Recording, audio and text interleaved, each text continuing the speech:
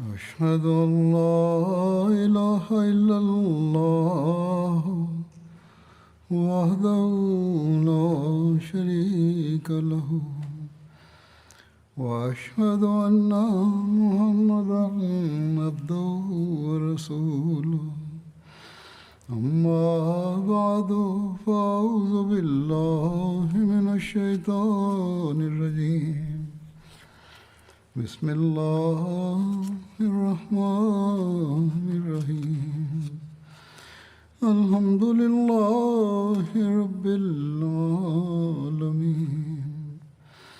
الرحمن الرحيم مالك يوم الدين إياك نعبد وإياك نستعين اهدنا الصراط المستقيم صراط الذين أنعمت عليهم غير المغضوب عليهم ولا الضالين.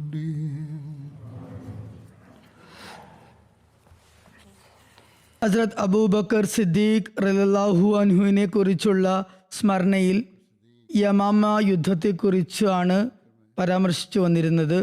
തൽസംബന്ധമായി കൂടുതലായി ഇപ്രകാരം വിവരിക്കപ്പെടുന്നു. ഹസ്രത്ത് അബൂ സയ്യിദ് ഖുദുരി വിവരിക്കുന്നു, ഞാൻ അബാദ് ബിൻ ബിഷർ ഇപ്രകാരം പറയുന്നതായി കേട്ടു. അല്ലയോ അബൂ സയ്യിദ്, ഞങ്ങൾ ബുസാഖയിലെ ഉദ്യമം അവസാനിച്ച അന്ന് രാത്രി ആകാശം തുറക്കപ്പെടുകയും പിന്നീട് എനിക്ക് മുന്നിൽ അത് അടക്കപ്പെടുകയും ചെയ്യുന്നതായി എനിക്കൊരു സ്വപ്ന ദർശനമുണ്ടായി. ഇതുകൊണ്ടുള്ള ഉദ്ദേശം ഷഹാദത്താകുന്നു. അബൂ സയ്യിദ് പറയുന്നു, ഞാൻ പറഞ്ഞു, ഇൻഷാല്ല എന്ത് സംഭവിച്ചാലും അത് ഉത്തമമായിരിക്കും. അദ്ദേഹം പറയുന്നു, യമാമയുടെ ദിവസം അദ്ദേഹം അൻസാറുകളെ തങ്ങളുടെ പക്കലേക്ക് മാടി വിളിച്ചു കൊണ്ടിരിക്കുന്നതായി ഞാൻ കാണുകയുണ്ടായി. അന്നേരം 400 പടയാളികൾ അങ്ങോട്ടേക്ക് വന്നു. ബറാ ബിൻ മാലിക്കും അബു ദുജാനിയും അബാദ് ബിൻ ബിഷറും അവരിൽ മുൻപന്തിയിലുണ്ടായിരുന്നു. അങ്ങനെ അവരെല്ലാവരും ഉദ്യാന കവാടത്തിൽ പ്രവേശിച്ചു. അബാദ് ബിൻ ബിഷറിന്റെ ഷഹാദത്തിന് ശേഷം ഞാൻ കണ്ടു അദ്ദേഹത്തിന്റെ മുഖത്ത് വാളുകൊണ്ടുള്ള ധാരാളം മുറിവുകൾ ഉണ്ടായിരുന്നു. അദ്ദേഹത്തിന്റെ ശരീരത്തിലുണ്ടായിരുന്ന ഒരു അടയാളം മുഖേന ഞാൻ അദ്ദേഹത്തെ തിരിച്ചറിഞ്ഞു. പിന്നീട് ഹസ്രത്ത് ഉമ്മ അമ്മാറയെ സംബന്ധിച്ചുള്ള പരാമർശമാണ് വരുന്നത്. ഇസ്ലാമിക ചരിത്രത്തിലുള്ള വളരെ ധീരയായ വനിതകളിൽപ്പെട്ട ഒരു സഹാബിയ വനിതയായിരുന്നു അവർ. അവരുടെ പൂർണ്ണനാമം നുസൈബ ബിൻത് കാബ് എന്നായിരുന്നു. അവർ ഉഹദ് യുദ്ധത്തിലും പങ്കെടുക്കുകയുണ്ടായി. വളരെ ധീരതയോടെ അടരാടുകയുണ്ടായി. മുസ്ലിങ്ങൾ വിജയികളായിരുന്ന സമയം വരെ അവർ തുകൽ സഞ്ചിയിൽ വെള്ളം നിറച്ച് ആളുകളെ കുടിപ്പിച്ചുകൊണ്ടിരുന്നു. എന്നാൽ പരാജയം നേരിട്ടപ്പോൾ തിരുനബി സല്ലല്ലാഹു അലൈഹി വസല്ലമയുടെ പക്കൽ എത്തുകയും നെഞ്ചു വിരിച്ച് നിൽക്കുകയും ചെയ്തു. നിഷേധികൾ നബി സല്ലല്ലാഹു അലൈഹി വസല്ലമയുടെ അടുത്തേക്ക് മുന്നോട്ടാഞ്ഞപ്പോൾ അവർ വാളുകൊണ്ടും അമ്പുകൊണ്ടും തടഞ്ഞു. പിന്നീട് തിരുനബി സല്ലല്ലാഹു അലൈഹി വസല്ലം സ്വയം ഇങ്ങനെ പറയുകയുണ്ടായി, ഉഹദിൽ ഞാൻ അവരെ എൻ്റെ ഇടതും വലതും അശ്രാന്തം പോരാടിക്കൊണ്ടിരുന്നതായി കണ്ടിരുന്നു. ഇബ്നു കമിയ തിരുനബി സല്ലല്ലാഹു അലൈഹി വസല്ലമയുടെ പക്കലെത്തിയപ്പോൾ ഉമ്മ അമ്മാറ മുന്നോട്ട് വന്നുകൊണ്ട് അയാളെ തടയുകയും തൽഫലമായി അയാളുടെ വെട്ടിനാൽ ഉമ്മ അമ്മാറയുടെ തോളിൽ ആഴത്തിലുള്ള മുറിവുണ്ടാകുകയും ചെയ്തു. അവരും തിരികെ വാൾ പ്രയോഗിച്ചെങ്കിലും അയാൾ ഇരട്ട പടച്ചട്ട ധരിച്ചതിനാൽ ആ വാൾപ്പയറ്റ് ഫലം കണ്ടില്ല. ഏതായിരുന്നാലും ഇതാണ് ഉമ്മ അമ്മാറയുടെ ചരിത്രപരമായ സ്ഥാനം. പറയുന്നു, തൻ്റെ മകനായ അബ്ദുള്ളയാണ് മുസൈലിമ കദ്ദാബിനെ വധിച്ചത് എന്ന് അവർ പറയുന്നു. ഹസ്രത്ത് ഉമ്മ അമ്മാറ അന്ന് സ്വയം യമാമ യുദ്ധത്തിൽ പങ്കുകൊള്ളുകയുണ്ടായി. അതിൽ അവരുടെ ഒരു കൈ അറ്റുപോകുകയും ചെയ്തിരുന്നു. ഹസ്രത്ത് ഉമ്മ അമ്മാറ പ്രസ്തുത യുദ്ധത്തിൽ പങ്കെടുക്കാനുള്ള കാരണമായി പറയപ്പെടുന്നത് അവരുടെ മകൻ ഹബീബ് ബിൻ സെയ്ദ് ഹസ്രത്ത് അമ്ര ബിൻ ആസിനൊപ്പം ആ സമയത്ത് ഒമാനിലായിരുന്നു. നബി സല്ലല്ലാഹു അലൈഹി വസല്ലം വഫാത്തായപ്പോൾ അവർ ഒമാനിൽ തന്നെയായിരുന്നു. ഈ വാർത്ത അമ്രിന് എത്തിയപ്പോൾ അദ്ദേഹം ഒമാനിൽ നിന്നും തിരികെ വന്നു. വഴിയിൽ മുസൈലിമയുമായി കൂടിക്കാഴ്ച നടത്തി. ഹസ്രത്ത് അമ്ര ബിൻ ആസ് മുന്നോട്ട് പോയി. ഹബീബ് ബിൻ സെയ്ദും അബ്ദുള്ള ബിൻ വഹബും പിറകിലായിരുന്നു. അവരെ രണ്ടുപേരെയും മുസൈലിമ തടഞ്ഞു വെച്ചു. താൻ അള്ളാഹുവിന്റെ ദൂതനാണെന്ന് സാക്ഷ്യം വഹിക്കുന്നു എന്ന് അവരോട് ചോദിച്ചു. അബ്ദുല്ലാ ബിൻ വഹബ് പറഞ്ഞു, അതെ. മുസൈലിമ അദ്ദേഹത്തെ ഇരുമ്പു ചങ്ങലയിൽ ബന്ധിക്കുന്നതിനായി കൽപ്പിച്ചു. കാരണം അയാൾക്ക് വിശ്വാസം വന്നില്ല. ജീവൻ രക്ഷിക്കാൻ പറയുന്നതായിരിക്കുമെന്ന് കരുതി.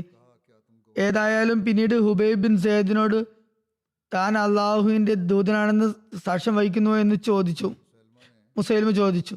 തനിക്ക് കേൾക്കാൻ കഴിയുന്നില്ല എന്ന് അദ്ദേഹം മറുപടി പറഞ്ഞു. അയാൾ വീണ്ടും മുഹമ്മദ് സല്ലല്ലാഹു അലൈഹി വസല്ലം അള്ളാഹുവിന്റെ ദൂതനാണെന്ന് സാക്ഷ്യം വഹിക്കുന്നു എന്ന് ചോദിച്ചപ്പോൾ അദ്ദേഹം പറഞ്ഞു, അതെ, തീർച്ചയായും. അദ്ദേഹത്തെ സംബന്ധിച്ച് മുസൈലിമയുടെ കൽപ്പന പ്രകാരം അദ്ദേഹത്തെ തുണ്ടമാക്കുകയുണ്ടായി. താൻ അള്ളാഹുവിന്റെ ദൂതനാണെന്ന് സാക്ഷ്യം വഹിക്കുന്നു എന്ന് അദ്ദേഹത്തോട് ചോദിച്ചപ്പോഴെല്ലാം എനിക്കൊന്നും കേൾക്കാൻ കഴിയുന്നില്ല എന്നായിരുന്നു മറുപടി നൽകിയത്. എന്നാൽ മുഹമ്മദ് സല്ലല്ലാഹു അലൈഹി വസല്ലം അള്ളാഹുവിന്റെ തിരുദൂതരാണെന്ന് സാക്ഷ്യം വഹിക്കുന്നുവോ എന്ന് ചോദിക്കുമ്പോഴൊക്കെ തന്നെ അതേ എന്ന് മറുപടി പറഞ്ഞിരുന്നു. ഏതുവരെ എന്നാൽ അയാൾ അദ്ദേഹത്തിന്റെ ശരീരത്തിന്റെ ഓരോരോ ഭാഗവും വെട്ടിമാറ്റുകയുണ്ടായി. അദ്ദേഹത്തിന്റെ കൈ തോളിൽ നിന്നും അറുത്തു മാറ്റി, അദ്ദേഹത്തിന്റെ കാലുകൾ മുട്ടിനു മുകളിൽ വരെ മുറിച്ചു മാറ്റി, പിന്നീട് അദ്ദേഹത്തെ അഗ്നിയിലേക്ക് ഇടുകയുണ്ടായി. ഇതെല്ലാം സംഭവിക്കുമ്പോഴും അദ്ദേഹം തന്റെ വാക്കുകളിൽ നിന്നും ഒരിക്കലും പിറകോട്ട് അടിച്ചില്ല. മുസൈലിമയും തന്റെ വാക്കിൽ നിന്നും പിന്നോക്കം നിന്നില്ല. അവസാനം അദ്ദേഹം അഗ്നിയിൽ ഷഹാദത്ത് വരികയുണ്ടായി. മറ്റൊരു നിവേദനം അനുസരിച്ച് ഹദ്രത്ത് ഹബീബ് മുസൈലിമയുടെ അടുക്കൽ കത്തുമായി എത്തിയപ്പോഴാണ് അദ്ദേഹത്തിന് ഇത്തരത്തിലുള്ള സംഭവം നേരിട്ടത്. ഓരോ ശരീരഭാഗം അറുത്ത് ഷഹീദാക്കിയത്, പിന്നീട് അഗ്നിയിലിട്ട് അദ്ദേഹത്തെ ഷഹീദാക്കി. ഹദ്രത്ത് ഉമ്മ അമ്മാരയ്ക്ക് തന്റെ മകന്റെ ഷഹാദത്തിനെ സംബന്ധിച്ചുള്ള വാർത്ത ലഭിച്ചപ്പോൾ താൻ സ്വയം തന്നെ മുസൈലിമയെ നേരിടുമെന്നും ഒന്നുകിൽ അയാളെ കൊല്ലും അല്ലെങ്കിൽ അള്ളാഹുവിന്റെ മാർഗത്തിൽ സ്വയം ഷഹീദാകും എന്ന് ആണിയിട്ട് പറയുകയുണ്ടായി. ഹദ്രത്ത് ഖാലിദ് ബിൻ വലീദ് യമാമയിലേക്ക് സൈന്യത്തെ സജ്ജീകരിച്ചപ്പോൾ ഉമ്മ അമ്മാര ഹദ്രത്ത് അബൂബക്കർ റളിയല്ലാഹു അൻഹുവിന്റെ സവിധത്തിൽ ഹാജരാകുകയും യുദ്ധത്തിൽ പങ്കെടുക്കുന്നതിനായി അദ്ദേഹത്തിന്റെ അനുമതി തേടുകയും ചെയ്തു. ഹദ്രത്ത് അബൂബക്കർ റളിയല്ലാഹു അൻഹു ഇപ്രകാരം പറഞ്ഞു, താങ്കളെപ്പോലുള്ള വനിതകൾക്ക് യുദ്ധത്തിനായി പുറപ്പെടുന്നതിൽ നിന്ന് ഒന്നും വിലങ്ങുതടിയില്ല. അള്ളാഹുവിന്റെ നാമം ഉച്ചരിച്ചുകൊണ്ട് പുറപ്പെട്ടാലും. ആ യുദ്ധത്തിൽ അവരുടെ മറ്റൊരു മകനായ അബ്ദുള്ളയും പങ്കെടുത്തിരുന്നു.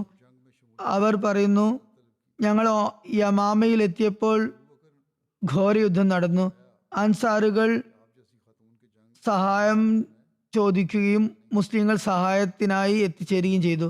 ഞങ്ങൾ ഉദ്യാനത്തിന് മുന്നിൽ എത്തിയപ്പോൾ ഉദ്യാനത്തിന്റെ കവാടത്തിൽ വളരെ ആൾത്തിരക്കുണ്ടായി. ഞങ്ങളുടെ ശത്രുക്കൾ മുസൈലിമ ഉണ്ടായിരുന്ന ഉദ്യാനത്തിന്റെ ഭാഗത്തായിരുന്നു നിലകൊണ്ടിരുന്നത്. ഞങ്ങൾ അതിൽ ബലം പ്രയോഗിച്ച് പ്രവേശിച്ചു. അല്പസമയം ഞങ്ങൾ അവരുമായി യുദ്ധം ചെയ്തു. അള്ളാഹു ആണ് അവരെക്കാൾ അധികമായി സ്വയം പ്രതിരോധ നിര തീർത്ത ആരെയും ഞാൻ ഇതുവരെ കണ്ടിരുന്നില്ല. ഞാൻ അള്ളാഹുവിന്റെ ശത്രുവായ മുസൈലിമയെ കണ്ടുപിടിക്കണം എന്ന ലക്ഷ്യവുമായി മുന്നേറി. അയാളെ കണ്ടുകിട്ടുകയാണെങ്കിൽ ഞാൻ അയാളെ ഒരിക്കലും വെറുതെ വിടുന്നതല്ല. അയാളെ കൊല്ലുകയോ അല്ലെങ്കിൽ സ്വയം മരിക്കുകയോ ചെയ്യുന്നതായിരിക്കും എന്ന് ഞാൻ അള്ളാഹുവിനോട് സത്യം ചെയ്തിരുന്നു. ആളുകൾ പരസ്പരം ആക്രമണം തുടങ്ങി. അവരുടെ വാളുകൾ പരസ്പരം കൂട്ടിമുട്ടാൻ തുടങ്ങി. തങ്ങളുടെ വാളുകൾ കൊണ്ടുള്ള വെട്ടുകളുടെ ശബ്ദമല്ലാതെ മറ്റൊരു ശബ്ദവും കേൾക്കാൻ പറ്റാത്ത വിധം അവർ ബധിരരായിരുന്നു. അവസാനം ഞാൻ അള്ളാഹുവിന്റെ ശത്രുവിനെ കണ്ടുമുട്ടുക തന്നെ ചെയ്തു. ഞാൻ അയാളെ നേരെ ആക്രമിച്ചു. ഒരാൾ എൻ്റെ മുന്നിലേക്ക് കടന്നു വരികയും എൻ്റെ കയ്യിൽ വെട്ടുകയും അതിനെ അറുത്തു മാറ്റുകയും ചെയ്തു. അള്ളാഹു ആണ് അയാളുടെ അടുക്കൽ എത്തുന്നതിൽ നിന്നും എൻ്റെ കാലിടറിയില്ല. ആ വൃത്തികെട്ടവനെ സമീപിക്കുന്നതിൽ നിന്നും. അയാൾ മുസ്ലിം അവിടെ വീണു കിടക്കുകയായിരുന്നു. അവിടെ ഞാൻ എൻ്റെ മകനായ അബ്ദുള്ളയെ കണ്ടു. അവൻ അയാളെ വധിച്ചതായിരുന്നു. മറ്റൊരു നിവേദനം ഇപ്രകാരമാകുന്നു. ഹദ്രത്ത് ഉമ്മ അമ്മാറ വിവരിക്കുന്നു, എൻ്റെ മകൻ തൻ്റെ വസ്ത്രം കൊണ്ട് സ്വന്തം വാൾ തൊടുക്കുകയായിരുന്നു. നീ മുസൈലിമയെ വധിച്ചോ എന്ന് ഞാൻ ചോദിച്ചപ്പോൾ അവൻ പറഞ്ഞു, അതെ മാതാവേ. അപ്പോൾ തന്നെ ഞാൻ അള്ളാഹുവിനെ നന്ദി സൂചകമായി സുജൂദ് ചെയ്തു. ഹദ്രത്ത് ഉമ്മ അമ്മാറ പറയുന്നു, അള്ളാഹു ശത്രുക്കളുടെ വേര് അറുത്തിരിക്കുന്നു. യുദ്ധം അവസാനിക്കുകയും ഞാൻ എൻ്റെ വീട്ടിലേക്ക് മടങ്ങുകയും ചെയ്തപ്പോൾ ഹദ്രത്ത് ഖാലിദ് ബിൻ വലീദ് ഒരു അറബിയായ വൈദ്യനെ എൻ്റെ അടുക്കലേക്ക് കൊണ്ടുവന്നു. അയാൾ തിളച്ച എണ്ണ കൊണ്ട് എന്നെ ചികിത്സിച്ചു. അള്ളാഹു ആണ് ഈ ചികിത്സ എൻ്റെ കൈ മുറിക്കുന്നതിനേക്കാൾ കൂടുതൽ അസഹ്യമായിരുന്നു. ഹദ്രത്ത് ഖാലിദ് എന്നെ വളരെയധികം ശ്രദ്ധിച്ചിരുന്നു. ഞങ്ങളോട് വളരെ ഔദാര്യപൂർവ്വം പെരുമാറിയിരുന്നു. ഞങ്ങളുടെ അവകാശങ്ങളൊക്കെ നിറവേറ്റിയിരുന്നു. ഞങ്ങളെ സംബന്ധിച്ചുള്ള തിരുനബി സല്ലല്ലാഹു അലൈഹി വസല്ലമയുടെ വസിയത്ത് എപ്പോഴും പരിഗണിച്ചിരുന്നു. അബാദ് പറയുന്നു, ഞാൻ പറഞ്ഞു, അല്ലയോ എൻ്റെ പിതാമഹി, യമാമ യുദ്ധത്തിൽ മുറിവേറ്റ മുസ്ലിങ്ങളുടെ എണ്ണം വളരെയധികമായിരുന്നു. അവരോട് അതേക്കുറിച്ച് ചോദിച്ചു. അവർ പറഞ്ഞു, അല്ലയോ എൻ്റെ മകനെ, അതെ, അള്ളാഹുവിന്റെ ശത്രു വധിക്കപ്പെട്ടു.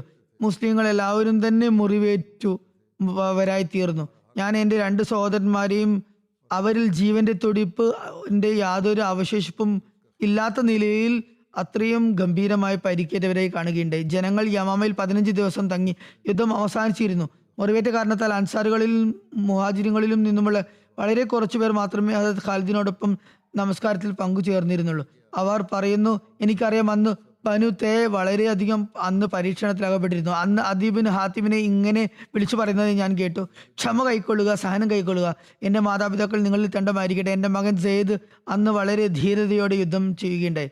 മറ്റൊരു നിവേദനത്തിൽ ഇങ്ങനെയും വന്നിരിക്കുന്നു: യമാമ യുദ്ധത്തിൽ ഹദരത്ത് ഉമ്മയമ്മാരയ്ക്ക് മുറിവേറ്റു. വാളുകൊണ്ടും അമ്പുകൊണ്ടുമുള്ള 11 മുറിവുകളാണ് അവർക്ക് ഏറ്റിരുന്നത്. കൂടാതെ അവരുടെ ഒരു കൈയും അറ്റുപോയിരുന്നു. ഹദരത്ത് അബൂബക്കർ അവരുടെ വിശേഷങ്ങൾ ആരായുന്നതിനായി ഇടയ്ക്കിടയ്ക്ക് വന്നു.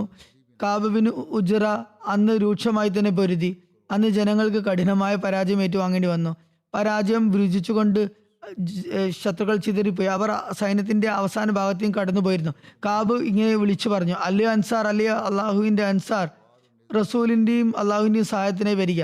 ഇങ്ങനെ പറഞ്ഞുകൊണ്ട് അദ്ദേഹം മോക്കം ബിൻ തുഫേലിന്റെ അടുത്തെത്തി. മോക്കം അദ്ദേഹത്തെ ആക്രമിക്കുകയും അദ്ദേഹത്തിന് ഇടത് കൈ അറുത്തു മാറ്റുകയും ചെയ്തു. അള്ളാഹു ആണ്, എന്നിട്ടും കാബിന്റെ കാലിടറിയില്ല.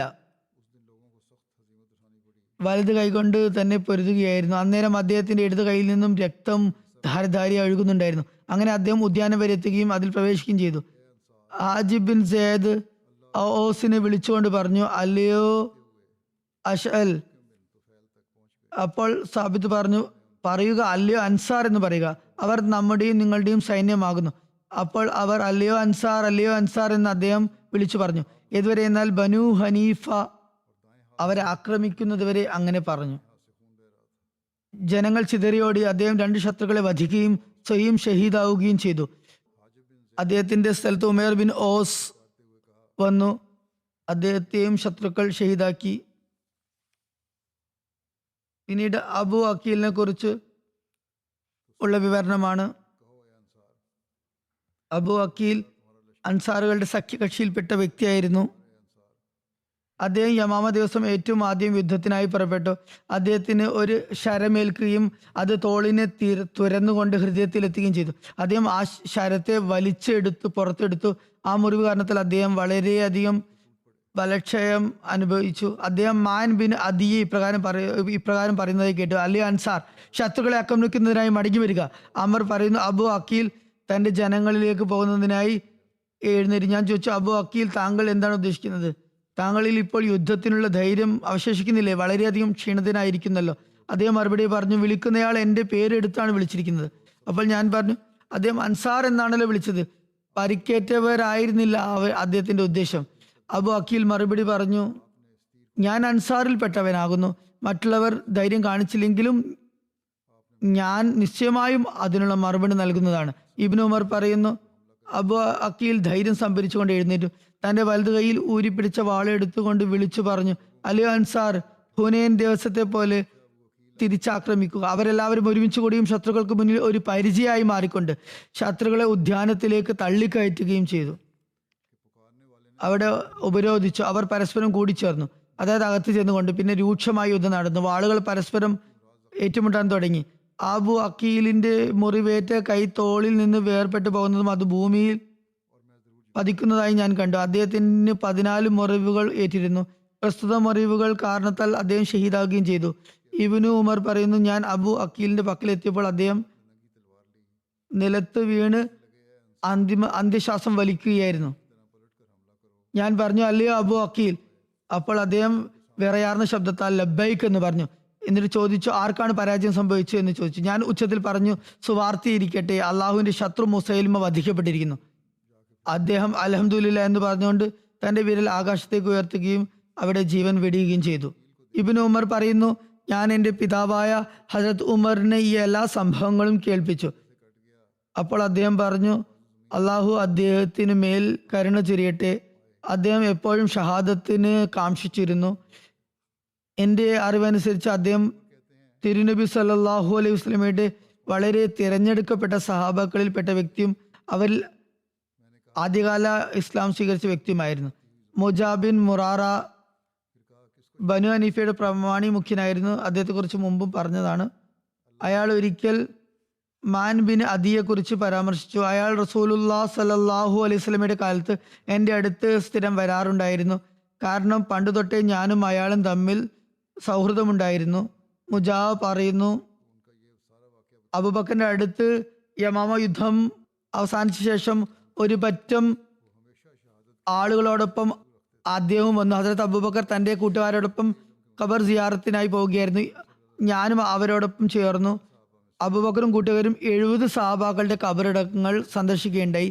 ഞാൻ പറഞ്ഞു, അല്ലയോ റസൂലിന്റെ ഖലീഫ, യമാമ യുദ്ധത്തിൽ പങ്കെടുത്ത സഹാബാക്കളെക്കാൾ കൂടുതൽ വാൾ പ്രയോഗങ്ങൾക്ക് മുമ്പാകെ സ്ഥിരചിത്തരായി നിലകൊള്ളുന്ന ആരെയും ഞാൻ കണ്ടിട്ടില്ല. മാത്രവുമല്ല അവരെക്കാൾ കൂടുതൽ ശക്തമായ ആക്രമണം നടത്തുന്നവരെയും ഞാൻ കണ്ടിട്ടില്ല. ഞാൻ അവരിൽപ്പെട്ട ഒരു വ്യക്തിയെ ഇങ്ങനെ കാണുകയുണ്ടായി.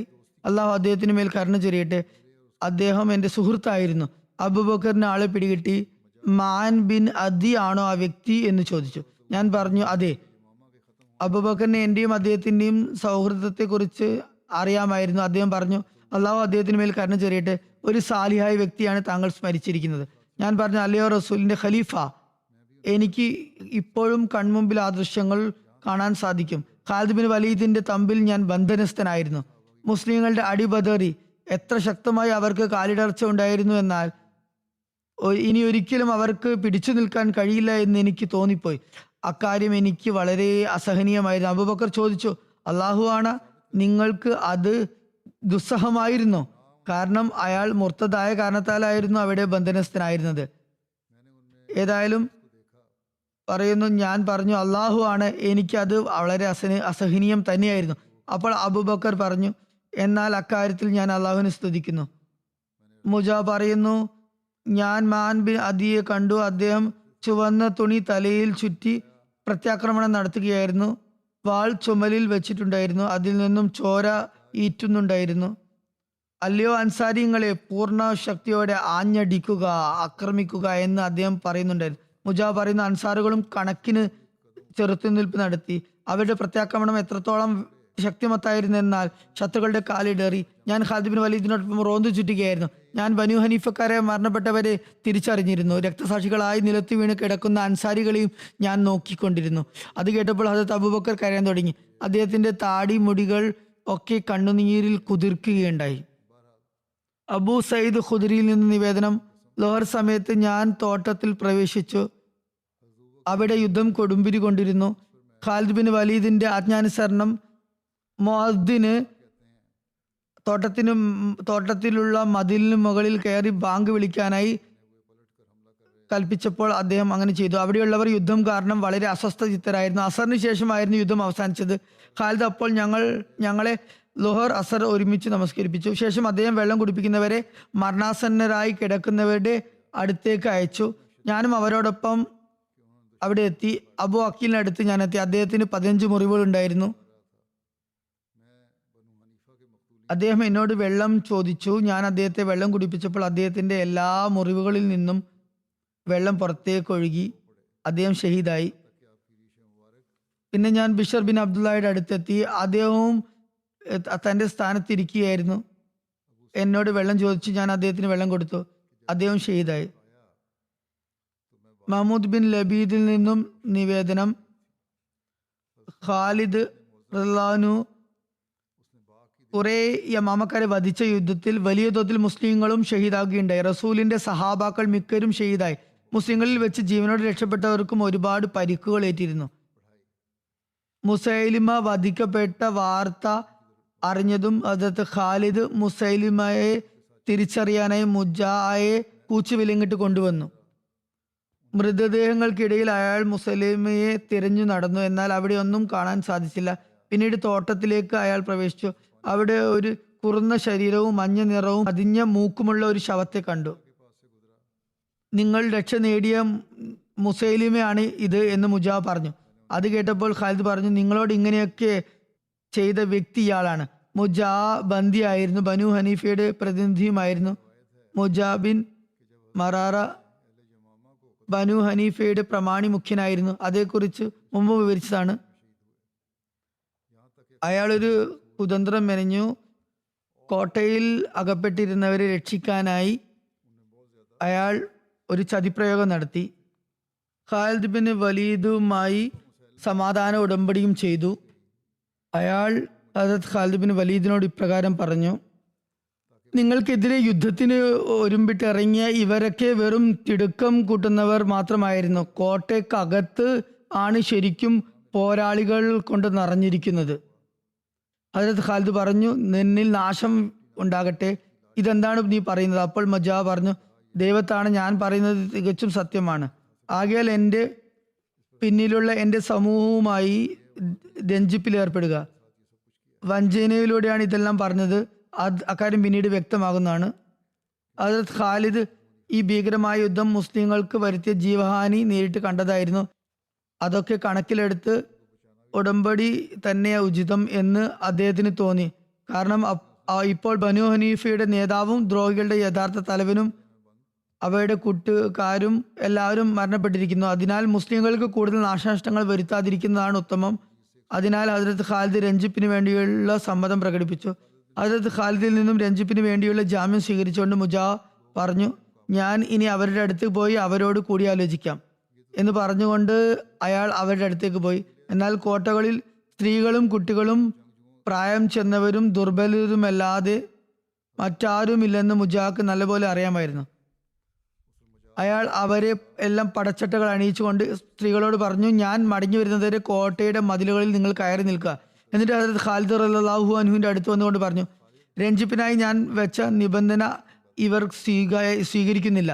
ഹദരത്ത് ഖാലിദ് കോട്ടകളിലേക്ക് നോക്കിയപ്പോൾ പടച്ചട്ടകൾ അണിഞ്ഞിരിക്കുന്ന ഒരുപാട് പേരെ കണ്ടു. സ്ത്രീകളെയും മറ്റും അവിടെ പടച്ചട്ട അണിഞ്ഞ് നിൽക്കുന്നത് പുരുഷന്മാരാണെന്ന് തോന്നിച്ചു. ഈ യുദ്ധം ഒരുപാട് നീണ്ടു നിന്നതുകൊണ്ട് മുസ്ലിങ്ങൾക്ക് ഒരുപാട് നാശനഷ്ടങ്ങൾ ഉണ്ടായിരുന്നു. അതുകൊണ്ട് തന്നെ വിജയം കൈവരിച്ച് തിരിച്ചു പോകാനായിരുന്നു മുസ്ലിങ്ങളും ആഗ്രഹിച്ചിരുന്നത്.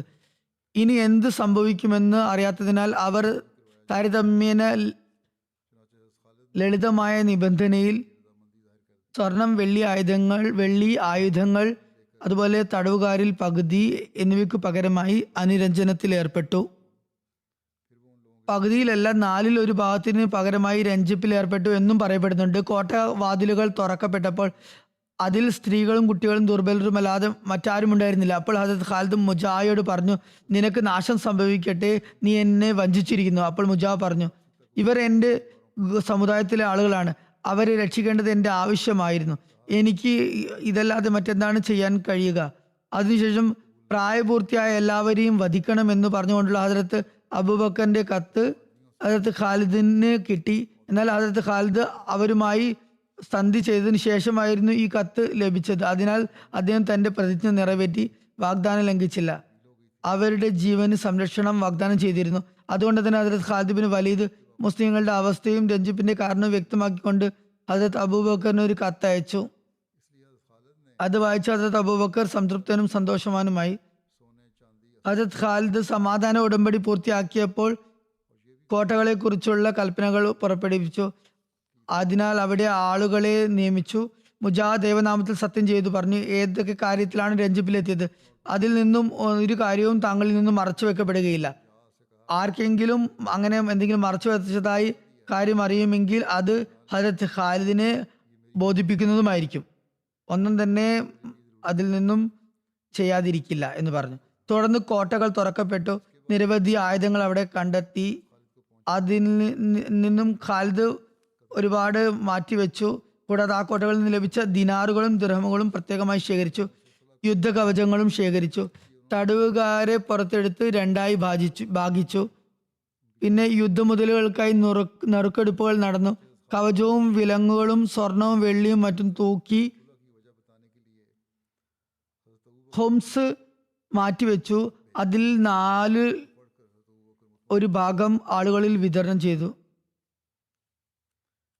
കുതിര സവാരി ചെയ്തവർക്ക് 2 ഭാഗവും കുതിരയുടെ ഉടമസ്ഥന് 1 ഭാഗവും നിശ്ചയിച്ചു. കൂടാതെ അവരിൽ നിന്നെല്ലാം ഹുംസിൽ നിന്നും മാറ്റിവെച്ചത് ഹദരത്ത് അബൂബക്കർ സിദ്ദീഖ് റളിയല്ലാഹു അൻഹുവിന്റെ സമക്ഷത്തിലേക്ക് അയക്കുകയും ചെയ്തു. ഗനീമത്ത് മുതലിനെ കുറിച്ചാണ് പറയുന്നത്.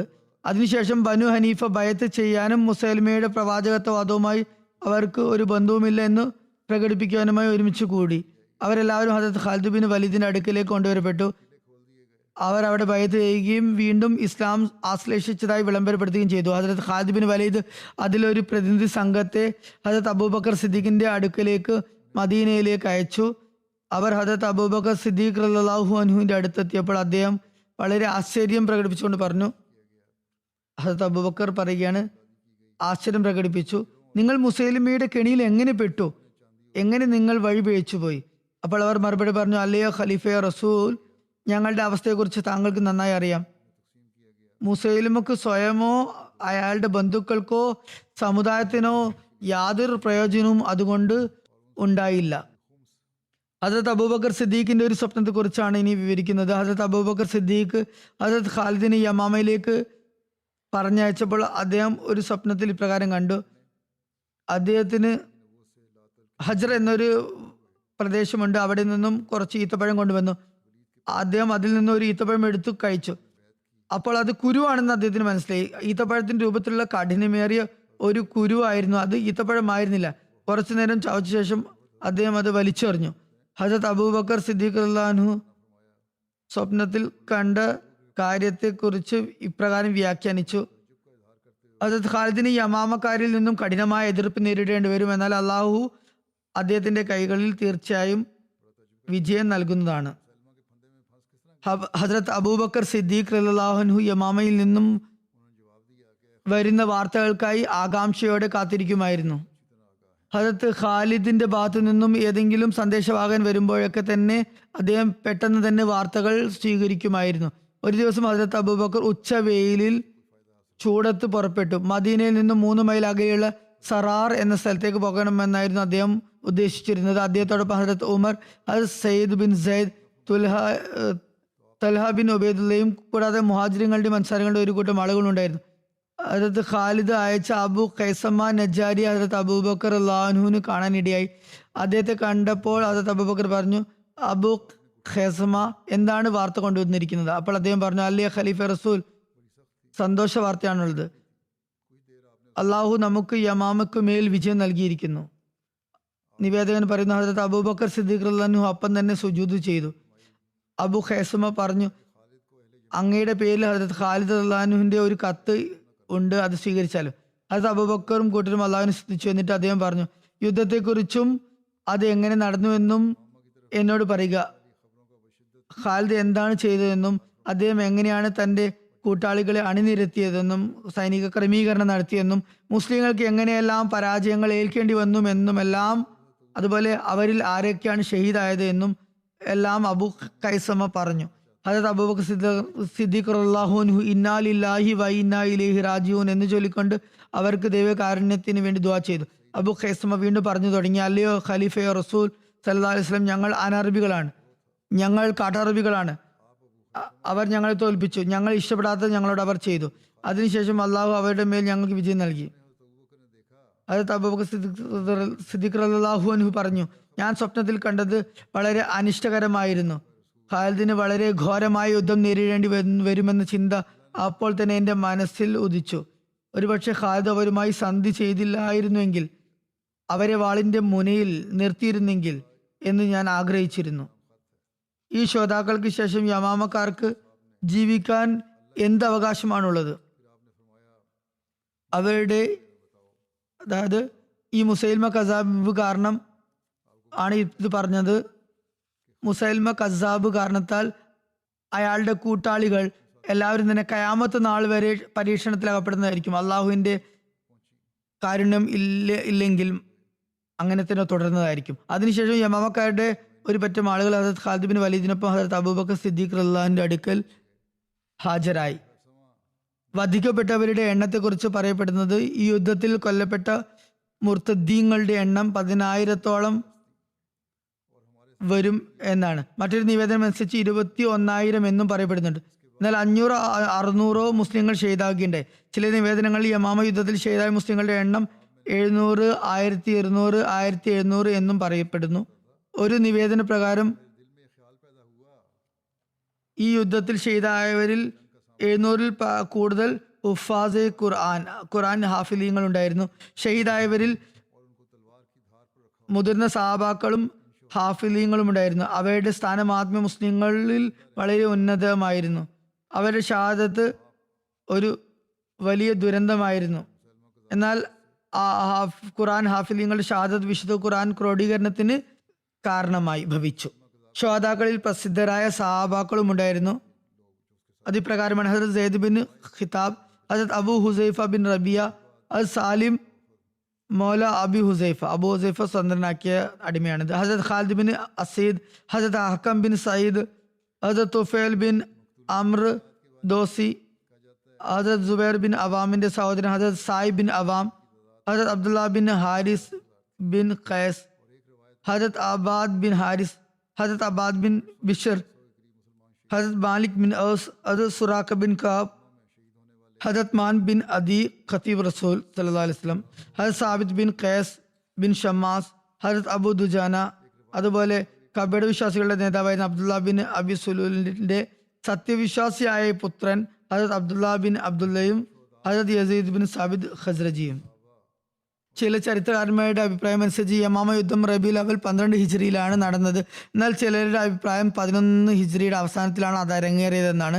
ഈ രണ്ട് അഭിപ്രായങ്ങളും ഒരുമിച്ച് കാണാൻ സാധിക്കുന്നത് നമുക്ക് ഇപ്രകാരം പറയാൻ സാധിക്കും. യമാമ യുദ്ധത്തിന്റെ ആരംഭം 11 ഹിജ്രിയിലും 11 ഹിജ്രിയുടെ അവസാനത്തിലും അതുപോലെ തന്നെ അതിന്റെ അവസാനം 12 ഹിജ്രിയിലുമായിരിക്കാം. ഹദരത്ത് മുസ്ലിം മൗദൂദ് പറയുന്നു,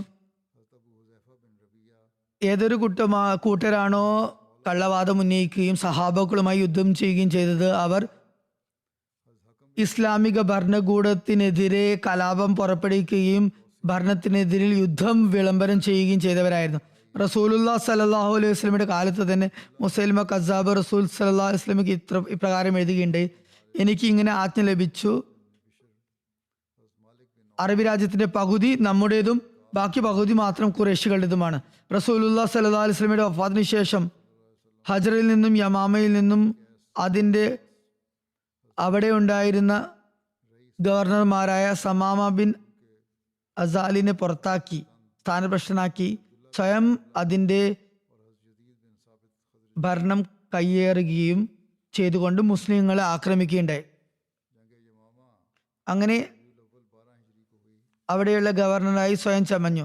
അതുപോലെ മദീനയിലെ സ്വഹാബാക്കളായിരുന്ന ഹബീബ് ബിൻ സെയ്ദിനെയും അബ്ദുല്ല ബിൻ വഹാബിനെയും തടങ്കലിലാക്കുകയും അവരെ തന്റെ നുബുവത്തിൽ വിശ്വസിക്കാൻ നിർബന്ധം ചെലുത്തുകയുമുണ്ടായി. അബ്ദുല്ല ബിൻ വാഹബ് പേടിച്ചുകൊണ്ട് മുസൈലിമയുടെ വാക്കുകൾ അംഗീകരിച്ചു. എന്നാൽ ഹബീബ് ബിൻ സെയ്ദ് അദ്ദേഹത്തിന്റെ വാക്കുകളെ നിഷേധിച്ച കാരണത്താൽ അദ്ദേഹത്തിന്റെ അവയവങ്ങൾ ഓരോന്നായി തുണ്ടം തുണ്ടമാക്കി അഗ്നിക്കിരയാക്കി. ഇതുപോലെ യമനിലും റസൂലുള്ളാഹി സ്വല്ലല്ലാഹു അലൈഹി വസല്ലമിന്റെ ഉദ്യോഗസ്ഥരായിരുന്നവരെയും ബന്ധനസ്ഥരാക്കുകയും അവരിൽ ചിലർക്ക് കഠിന ശിക്ഷ നൽകുകയും ചെയ്തു.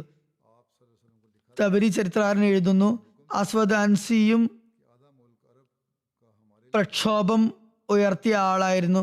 റസൂലുള്ളാഹി സ്വല്ലല്ലാഹു അലൈഹി വസല്ലം നിയമിച്ചിരുന്ന ഭരണാധികാരികളെ ബുദ്ധിമുട്ടുകയും അവരിൽ നിന്നും സക്കാത്ത് പിടിച്ചു പറിക്കാൻ കൽപ്പന നൽകുകയും ചെയ്ത ആ വ്യക്തിയായിരുന്നു. റസൂലുള്ളാഹി സ്വല്ലല്ലാഹു അലൈഹി വസല്ലം സനയിൽ നിയമിച്ചിരുന്ന ഉദ്യോഗസ്ഥൻ ഷാർ ബിൻ ബാസാനിനെയും ആക്രമിക്കുകയുണ്ടായി.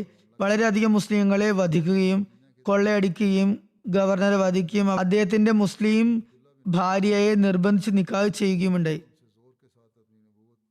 ബനു നജ്റാനും രാജ്യദ്രോഹം പ്രവർത്തിച്ചു.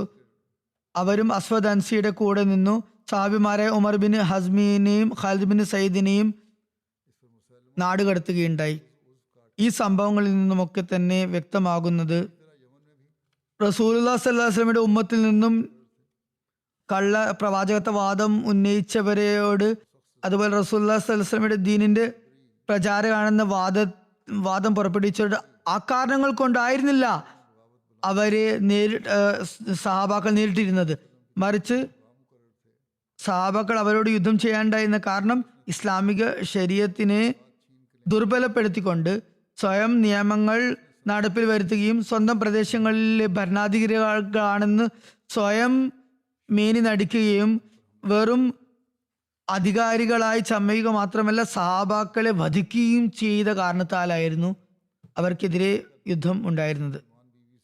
ഇസ്ലാമിക രാജ്യങ്ങളെ അവർ കടന്നാക്രമിക്കുകയും അവിടെ നിലവിലിരുന്ന ഭരണത്തിനെതിരിൽ വിദ്രോഹം പ്രവർത്തിക്കുകയും സ്വയം സ്വാതന്ത്ര്യം പ്രഖ്യാപിക്കുകയും ചെയ്യുകയുണ്ടായി.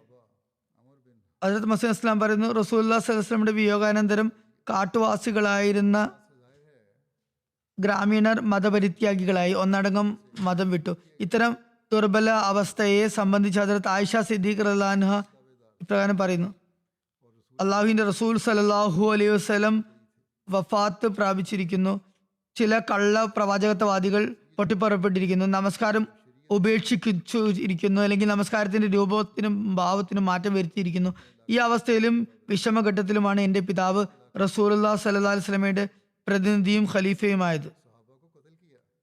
എൻ്റെ പിതാവ് അനുഭവിച്ച യാതനയും ദുഃഖവും ഒരുപക്ഷെ പർവ്വതത്തിന് ഏറ്റിരുന്നെങ്കിൽ അത് പിളർന്ന് തരിപ്പണമായന്. പർവ്വതങ്ങൾ ശിഥിലമായി പോകും വിധമുള്ള വിഷമഘട്ടങ്ങളിൽ പോലും അടിപതറാതെ സഹനത്തോടും ധൈര്യത്തോടും നിൽക്കുക എന്നത് ഒരു സാധാരണ മനുഷ്യന് കഴിയുന്ന പരിധിയിലുള്ള ഒരു കാര്യമല്ല എന്ന കാര്യം നല്ലവണ്ണം ആലോചിക്കുക. സത്യസന്ധത ഉണ്ടെങ്കിൽ മാത്രമേ സ്ഥിരചിത്തത കൈക്കൊള്ളാൻ സാധിക്കുകയുള്ളൂ എന്ന കാര്യം ആ സിദ്ദീഖ് തന്നെ കാണിച്ചു തരികയുണ്ടായി. അപകടകരമായ അവസ്ഥയെ നിയന്ത്രിക്കാൻ ഒരുപക്ഷെ മറ്റാർക്കും സാധ്യമായിരുന്നില്ല. ആ സമയത്ത് എല്ലാ സഹാബാക്കളും ഉണ്ടായിരുന്നിട്ട് പോലും അത്തരം സാഹചര്യത്തെ നിയന്ത്രിക്കാൻ അവർ ആരും തന്നെ സന്നദ്ധരായിരുന്നില്ല. ഞങ്ങൾക്കാണ് കൂടുതൽ ഖിലാഫത്തിന് അവകാശമെന്ന് അവർ പറഞ്ഞില്ല. പ്രശ്നങ്ങളുടെ അഗ്നി പുകയുന്നത് കണ്ടിട്ടും അതിനെ അണക്കാൻ അവർ തയ്യാറായി മുന്നോട്ട് വന്നില്ല. ആരാണ് തീയിൽ ചെന്ന് ചാടാൻ തയ്യാറാകുക? എന്നാൽ പ്രസ്തുത സാഹചര്യത്തിൽ ഹസ്രത്ത് ഉമർ അള്ളാഹു തന്റെ കരങ്ങൾ നീട്ടിക്കൊണ്ട് ഹസ്രത്ത് അബൂബക്കർ അള്ളാഹിന്റെ കയ്യിൽ ബൈഅത്ത് ചെയ്യുകയും അതിനുശേഷം ഓരോരുത്തരായും ഒന്നിനു പിറകെ ഒന്നായി ബൈഅത്ത് ചെയ്യുകയുമുണ്ടായി. ഇത് യഥാർത്ഥത്തിൽ അദ്ദേഹത്തിന്റെ സത്യസന്ധത കാരണമായാണ് പ്രശ്നങ്ങളൊക്കെ തന്നെ ദൂരീകരിക്കപ്പെടുകയും ഉഗ്രവിഷയങ്ങളെ അദ്ദേഹത്തെ നശിപ്പിക്കാൻ സാധിച്ചത്. മുസൈലിമയുടെ കൂടെ 100,000-ൽ പരം അനുയായികൾ ഉണ്ടായിരുന്നു. അവരുടെ പ്രശ്നങ്ങൾ, അവരുടെ വിശ്വാസങ്ങൾ ഇബാഹത്തായിരുന്നു, മതനിരാസത്തിൻ്റെതായിരുന്നു, കുഫറിൻ്റെതായിരുന്നു. അതായത് നിഷിദ്ധ കാര്യങ്ങളെ അവർ അനുവദനീയമാക്കി കണ്ടിരുന്നു. ഇബാഹത്ത് എന്ന് പറയുന്നത് നിഷിദ്ധമായ സംഗതിയെ അനുവദനീയമായി കണക്കാക്കുക എന്നതാണ്. ആളുകൾ ഇങ്ങനെയുള്ള ഇബാഹത്ത് വിഷയങ്ങൾ കണ്ട് അയാളെ പിൻപറ്റിക്കൊണ്ടിരുന്നു, അയാളുടെ കയ്യിൽ ബൈഅത്ത് ചെയ്തുകൊണ്ടിരുന്നു. ഒരുപാട് തെറ്റായ കാര്യങ്ങളെയും സംഗതികളെയും അയാൾ അനുവദനീയമാക്കി തീർത്തിരുന്നു. ഇതിനെക്കുറിച്ച് മുമ്പും വിവരിച്ചതാണ്. എന്തായാലും പറയുന്നു, ജനങ്ങളൊക്കെ ഇങ്ങനെയുള്ള ഇയാളുടെ ഇബാഹത്ത് വിശ്വാസം കണ്ട് അയാളുടെ പിറകിൽ അണിചേരുകയുണ്ടായി. എന്നാൽ അള്ളാഹു താൻ ആരോടൊപ്പമാണ് എന്നതിനുള്ള തെളിവുകൾ കാണിച്ചുകൊണ്ട് മുസ്ലിങ്ങളുടെ എല്ലാ ബുദ്ധിമുട്ടുകളെയും വിശ്വാസികളുടെ എല്ലാ പ്രയാസങ്ങളെയും അകറ്റുകയുണ്ടായി. ഹദരത്ത് മസീഹ് ഇസ്ലാം പറയുകയുണ്ടായി, ഹദരത്ത് അബൂബക്കർ അള്ളാഹുവിന്റെ ധൈര്യത്തെയും തൻ്റെ ഇടത്തെയും പരാമർശിച്ചുകൊണ്ട് പറയുന്നു, ഗവേഷകരുടെ പക്കൽ അദ്ദേഹത്തിന്റെ ഖിലാഫത്ത് കാലം ഭയത്തിന്റെയും പ്രയാസങ്ങളുടെയും കാലമായിരുന്നു എന്ന സംഗതി ഗോപ്യമല്ല. നബി സല്ലല്ലാഹു അലൈഹി വസല്ലം തിരുമേനി വഫാത്തായപ്പോൾ ഇസ്ലാമിനും മുസ്ലിമുകൾക്കും മേൽ പ്രയാസങ്ങൾ വന്നു ഭവിക്കുകയുണ്ടായി. നിരവധി കപടവിശ്വാസികൾ മതപരിത്യാഗികൾ രൂക്ഷമായി സംസാരിക്കാൻ തുടങ്ങി. ആരോപണങ്ങൾ ഉന്നയിക്കുന്നവരുടെ ഒരു സംഘം നുബുവത്ത് വാദിച്ചു തുടങ്ങി. ഭൂരിഭാഗം ഗ്രാമീണവാസികളും അവർക്ക് ചുറ്റിലും കൂടി. എത്രത്തോളം എന്നാൽ മുസൈലിമത്തുൽ കസ്സാബിന്റെ കൂടെ 100,000-ഓളം വിവരദോഷികളും ദുസ്വഭാവികളും ചേരുകയുണ്ടായി. കലാപം പൊട്ടിപ്പുറപ്പെട്ടു, പ്രയാസങ്ങൾ വർദ്ധിച്ചു, ആപത്തുകൾ എല്ലാ ഭാഗത്തും വലയം ചെയ്യാൻ തുടങ്ങി. വിശ്വാസികൾക്ക് മേൽ ഒരു ശക്തമായ ഭൂകമ്പം തന്നെ ഉണ്ടാകുകയുണ്ടായി. ആ സമയത്ത് എല്ലാവരും പരീക്ഷിക്കപ്പെട്ടു. ഭയാനകവും അമ്പരിപ്പിക്കുകയും ചെയ്യുന്ന അവസ്ഥകൾ വെളിപ്പെട്ടു. വിശ്വാസികളുടെ നിസ്സഹായാവസ്ഥ എങ്ങനെയായിരുന്നു എന്നാൽ അവരുടെ മനസ്സുകളിൽ തീപ്പൊരികൾ പാറിയതുപോലെയായി, അല്ലെങ്കിൽ അവർ വാളുകൊണ്ട് അറുക്കപ്പെട്ടതുപോലെയായി. ചിലപ്പോൾ അവർ ആ ഉത്തമ റസൂലിന്റെ വേർപാട് കാരണത്താലും ചിലപ്പോൾ കത്തിച്ചാമ്പലാകും വിധം അഗ്നിയുടെ രൂപത്തിൽ പ്രകടമായ കലാപങ്ങൾ കാരണത്താലും അവർ നിസ്സഹായരായി. സമാധാനത്തിന്റെ ഒരു അടയാളം പോലും ഉണ്ടായിരുന്നില്ല. ഫിത്ന ഉണ്ടാക്കുന്നവർ ചവറു കൂനയിൽ കിളർത്തു പൊന്തുന്ന പച്ചപ്പ് പോലെ വ്യാപിച്ചു. വിശ്വാസികളുടെ ഭയവും പരിഭ്രമവും വളരെയേറെ വർദ്ധിച്ചു. ഹൃദയം ഭയവും അസ്വസ്ഥതയും കൊണ്ട് വിറകൊള്ളാൻ തുടങ്ങി. ആ സമയത്താണ്, അത്തരം ഘട്ടത്തിലാണ് ഹദരത്ത് അബൂബക്കർ റളിയല്ലാഹു അൻഹു കാലത്തിന്റെ ഭരണാധിപനും ഹദരത്ത് ഖാതമുൻ നബിയീൻ സല്ലല്ലാഹു അലൈഹി വസല്ലമയുടെ ഖലീഫയും ആക്കപ്പെട്ടത്. മുനാഫിക്കുകളുടെയും കാഫിര്യങ്ങളുടെയും മുർത്തദീങ്ങളുടെയും നിലപാടുകളും രീതികളും കണ്ടപ്പോൾ അദ്ദേഹം ദുഃഖത്തിൽ ആണ്ടുപോയി. അദ്ദേഹം കാലവർഷം പോലെ തോരാതെ കരയാൻ തുടങ്ങി. അദ്ദേഹത്തിന്റെ കണ്ണീർ ഒഴുകുന്ന അരുവി പോലെ നിർഗമിച്ചു കൊണ്ടിരുന്നു. ആ മഹാത്മാവ് തന്റെ നാഥനോട് ഇസ്ലാമിന്റെയും മുസ്ലിമുകളുടെ നന്മയ്ക്ക് വേണ്ടി പ്രാർത്ഥനാ നിരതനായി. അത് ആയിഷ റളിയല്ലാഹു അൻഹയിൽ നിന്ന് നിവേദനം. അവർ പറയുന്നു, എന്റെ പിതാവ് ഖലീഫയാക്കപ്പെട്ടപ്പോൾ അള്ളാഹു അദ്ദേഹത്തിന് ഇമാറത്ത് നേതൃത്വം ഏൽപ്പിക്കുകയും ചെയ്തപ്പോൾ ഖിലാഫത്തിന്റെ ആദ്യകാലത്ത് തന്നെ അദ്ദേഹം എല്ലാതരം ഫിത്നകളുടെ തിരമാലകളും കള്ളനുബോധവാദികളുടെ അശ്രാന്ത പരിശ്രമങ്ങളും മൊത്തതായ മുനാഫിക്കുകളുടെ കലാപങ്ങളും കാണുകയുണ്ടായി. അദ്ദേഹത്തിന് എത്രമാത്രം പ്രയാസങ്ങൾ അഭിമുഖീകരിക്കേണ്ടി വന്നു എന്നാൽ അവയെല്ലാം ഒരു പർവ്വതത്തിന് മേൽ പതിച്ചിരുന്നുവെങ്കിൽ തീർച്ചയായും അത് ഭൂമിയോട് ചേരുകയും ധൂളീകരിക്കപ്പെടുകയും ചെയ്യുമായിരുന്നു. എന്നാൽ അദ്ദേഹത്തിന് പ്രവാചകന്മാരുടേതുപോലെയുള്ള ക്ഷമയായിരുന്നു, സബറായിരുന്നു നൽകപ്പെട്ടിരുന്നത്. അള്ളാഹുവിന്റെ സഹായം വന്നെത്തി. കള്ളപ്രവാചകന്മാരും മുർത്തദ്യങ്ങളും നശിക്കപ്പെട്ടു, ഫിത്നകൾ അകറ്റപ്പെട്ടു, പ്രയാസങ്ങൾ ഇല്ലാതാക്കപ്പെട്ടു, കാര്യങ്ങൾക്കൊക്കെ തീരുമാനമായി, ഖിലാഫത്തിന്റെ കാര്യം സുദൃഢമായി. അള്ളാഹു വിശ്വാസികളെ ആപത്തുകളിൽ നിന്ന് രക്ഷിച്ചു. അവരുടെ ഭയം സമാധാനത്തിലേക്ക് മാറ്റപ്പെട്ടു. അവർക്ക് വേണ്ടി അവരുടെ ദീനിനെ പ്രബലമാക്കി. ഒരു ലോകത്തെ തന്നെ സത്യത്തിൽ നിലനിർത്തി. കുഴപ്പക്കാരുടെ മുഖങ്ങളെ കരുവാളിപ്പിച്ചു. തന്റെ വാഗ്ദാനം പൂർത്തിയാക്കി. തന്റെ ദാസനായ ഹസ്രത്ത് അബൂബക്കർ സിദ്ദീഖിനെ എല്ലാ നിലയിലും സഹായിച്ചു. ധിക്കാരികളായ നേതാക്കന്മാരെയും വിഗ്രഹങ്ങളെയും നശിപ്പിക്കുകയും ചെയ്തു. നിഷേധികളുടെ ഹൃദയത്തിൽ എത്രമാത്രം ആദരയുക്തമായ ഭയം ഉളവാക്കിയെന്നാൽ അവസാനം അവർ പിന്തിരിഞ്ഞ് മാനസാന്തരപ്പെട്ടു. ഇതുതന്നെയായിരുന്നു കഹാറായ അള്ളാഹുവിന്റെ വാഗ്ദാനം. അവൻ എല്ലാ സത്യവാനിലും വെച്ച് ഏറ്റവും വലിയ സത്യവാനാകുന്നു. ആയതിനാൽ ചിന്തിച്ചു നോക്കുവിൻ, എങ്ങനെയാണ് ഖിലാഫത്തിന്റെ വാഗ്ദാനം അതിന്റെ എല്ലാ നിബന്ധനകളോടും ലക്ഷണങ്ങളോടും കൂടി ഹദരത്ത് അബൂബക്കർ സിദ്ദീഖിന്റെ അസ്വത്തിൽ പൂർത്തിയായതെന്ന്. ഞാൻ ശേഷം ഹദരത്ത് ഖാലിദിനെ കുറിച്ചുള്ള വിവരണമാണ് കേൾപ്പിക്കുന്നത്. അദ്ദേഹം യമാമ ദൗത്യം പൂർത്തിയാക്കിയ ശേഷം അവിടെ തന്നെ തുടരുകയായിരുന്നു. അപ്പോൾ ഹദരത്ത് അബൂബക്കർ അദ്ദേഹത്തിന് ഇറാഖിലേക്ക് പുറപ്പെടാൻ വേണ്ടി സന്ദേശം അയച്ചു. മറ്റൊരു നിവേദനത്തിൽ ഇപ്രകാരം വന്നിരിക്കുന്നു: ഹദരത്ത് അലാ ബിൻ ഹസ്രമി അദ്ദേഹത്തോട് പോഷക സൈന്യത്തെ ആവശ്യപ്പെട്ടു. അപ്പോൾ അദ്ദേഹം ഒട്ടും താമസിയാതെ യമാമയിൽ നിന്നും ഹദരത്ത് അലാ ബിൻ ഹസ്രമിയുടെ അടുത്തെത്താനും വേണ്ട സഹായങ്ങൾ ചെയ്തു കൊടുക്കാനും ഹദരത്ത് ഖാലിദ് ബിൻ വലീദിന് നിർദ്ദേശം നൽകിക്കൊണ്ടൊരു കത്ത് എഴുതി. അദ്ദേഹം അവിടെ സഹായത്തിനെത്തി ഹുത്തുമിനെ വധിച്ചു. ശേഷം അവരോടൊപ്പം ചേർന്ന് ഖുത്തിനെ വളഞ്ഞുപരോധിച്ചു. ഖുത്ത് യമനിൽ ബഹ്റൈനിൽ അബ്ദുൽ കേസ് ഗോത്രം അധിവസിക്കുന്ന സ്ഥലമായിരുന്നു. അവിടെ ഒരുപാട് ഈന്തപ്പനകൾ കണ്ടുവന്നിരുന്നു. തുടർന്ന് ഹദരത്ത് അബൂബക്കർ അവരോട് ഇറാഖിലേക്ക് പോകാൻ കൽപ്പിച്ചു. അങ്ങനെ അവർ ബഹ്റൈനിൽ നിന്നും അങ്ങോട്ടേക്ക് പുറപ്പെട്ടു.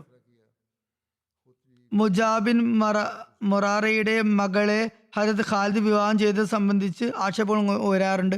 അത് സംബന്ധിച്ച് ചരിത്ര ഗ്രന്ഥങ്ങളിലും ജീവചരിത്ര ഗ്രന്ഥങ്ങളിലും ഇപ്രകാരം വന്നിരിക്കുന്നു: യമാമ യുദ്ധത്തിന് പരിസമാപ്തി വന്ന ശേഷം ബനു ഹനീഫയിലെ ജീവനോട് അവശേഷിച്ച ആളുകളുമായി രഞ്ജിപ്പിന്റെ ഉടമ്പടി നടക്കുകയും ചെയ്ത ശേഷം ഹദരത്ത് ഖാലിദ് ബിൻ വലീദിന്റെ വിവാഹം നടക്കുകയുണ്ടായി.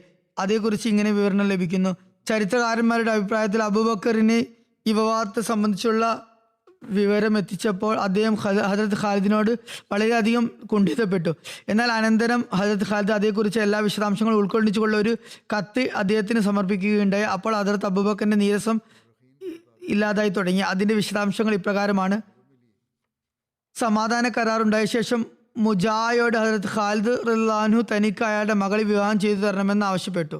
മുജായക്ക് മാലിക് ബിൻ നുവൈറയുടെ ഭാര്യ ലൈല ഉമ്മെ തമീമിന്റെ സംഭവം ഹദരത്ത് ഖാലിദിന്റെ അവരുമായുള്ള വിവാഹത്തിൽ ഹദരത്ത് അബൂബക്കർ കുപിതനായ കാര്യവും അറിയുമായിരുന്നു. അതുകൊണ്ട് അയാൾ പറഞ്ഞു, അങ്ങനെ ചെയ്യാൻ വരട്ടെ, താങ്കൾ എനിക്കും ബുദ്ധിമുട്ടുണ്ടാക്കി തീർക്കും, അതുപോലെ സ്വയം ഹദരത്ത് അബൂബക്കറിന്റെ ശിക്ഷയിൽ നിന്നും രക്ഷപ്പെടുകയില്ല. ഹദരത്ത് ഖാലിദ് തന്റെ ആവശ്യത്തിൽ ഉറച്ചു നിന്നു, ഷാസീനിൽ നിന്നും രക്ഷപ്പെടുകയുമില്ല. എന്നാൽ ഹദരത്ത് ഖാലിദ് തന്റെ ആവശ്യത്തിൽ ഉറച്ചു നിന്നു. അങ്ങനെ അയാൾ തന്റെ മകളെ അദ്ദേഹത്തിന് വിവാഹം ചെയ്തു കൊടുത്തു.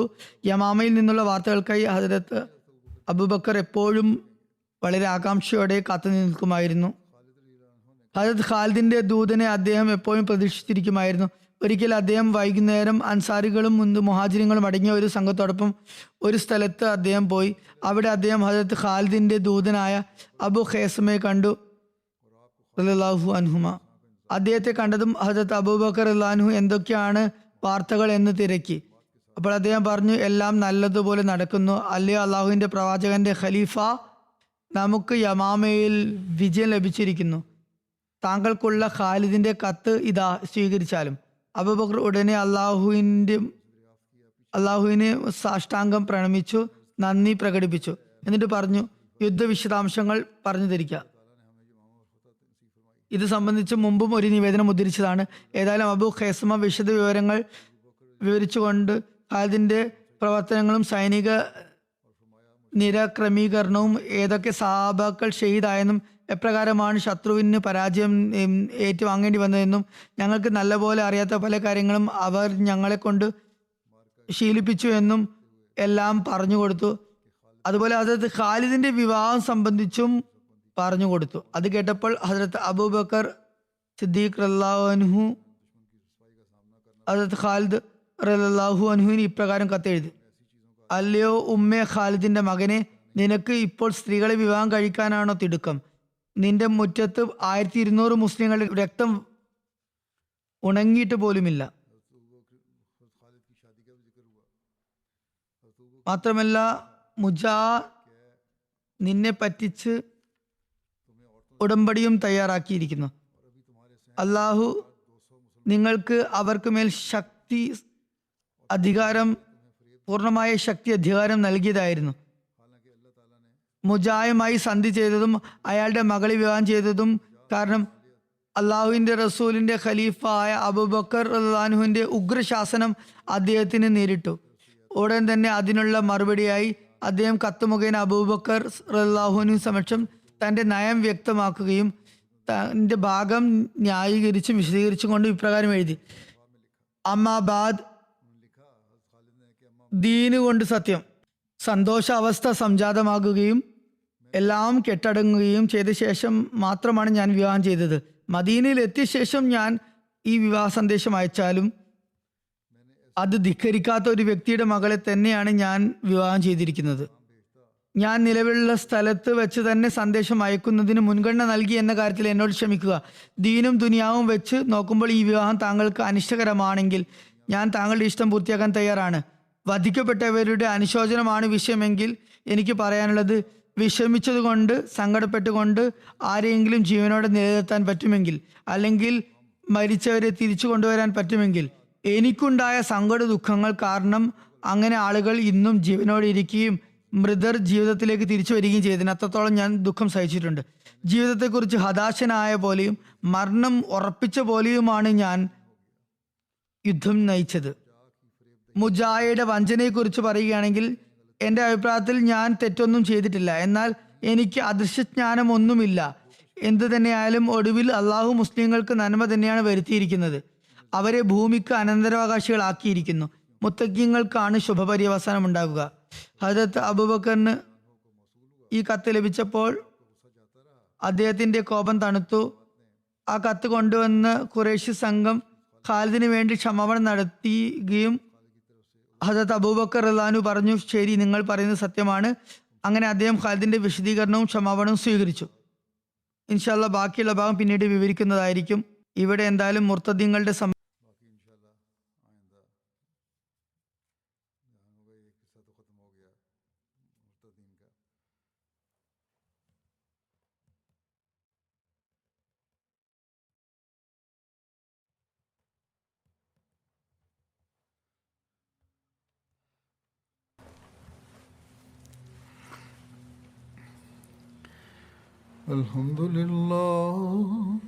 الحمد لله نحمده ونستعينه ونستغفره ونؤمن به ونتوكل عليه ونعوذ بالله من شرور أنفسنا ومن سيئات أعمالنا.